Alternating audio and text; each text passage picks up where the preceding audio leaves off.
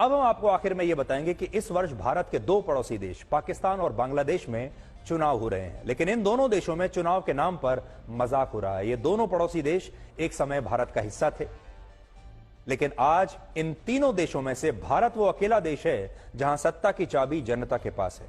और इससे यह पता चलता है कि अगर किसी देश का राजनीतिक नेतृत्व खराब हो तो उस देश का वही हाल होता है जो आज पाकिस्तान का है या बांग्लादेश के चुनाव जिस तरह से हो रहे हैं।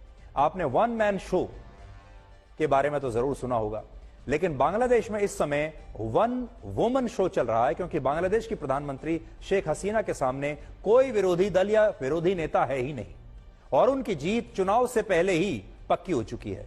7 जनवरी को यानी 2 दिन के बाद होने वाली वोटिंग वहां सिर्फ एक फॉर्मेलिटी है, एक दिखावा भर है।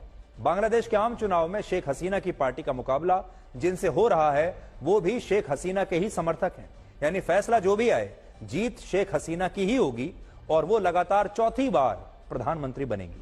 और ऐसा नहीं है कि बांग्लादेश में विपक्ष नहीं है, वहां भी विपक्षी पार्टियां हैं, लेकिन उनके नेता और हजारों कार्यकर्ता पिछले 3 महीने से जेल में बंद है।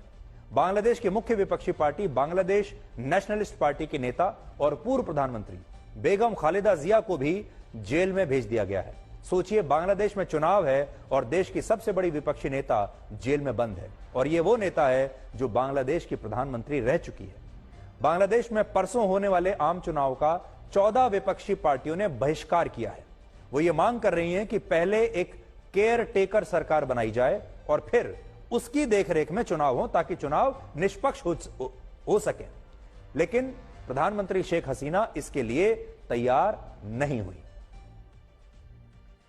तो बड़ा दिलचस्प होगा बांग्लादेश का ये एक तरफा चुनाव देखना, और क्योंकि ये 7 तारीख को चुनाव है, 2 दिन के बाद जिस दिन ये चुनाव हो जाएगा उस दिन आपको हम विस्तार से एक विश्लेषण दिखाएंगे बांग्लादेश की राजनीति का। लेकिन आज बड़ी बात यह है कि बांग्लादेश एक जमाने में भारत का हिस्सा हुआ करता था और पाकिस्तान भी एक जमाने में भारत का ही हिस्सा होता था।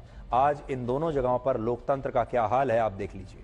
भारत अकेला ऐसा देश है जहां लोकतंत्र एक स्वस्थ स्थिति में आज भी आपके सामने है और आज भी सत्ता की चाबी भारत में जनता की जेब में है।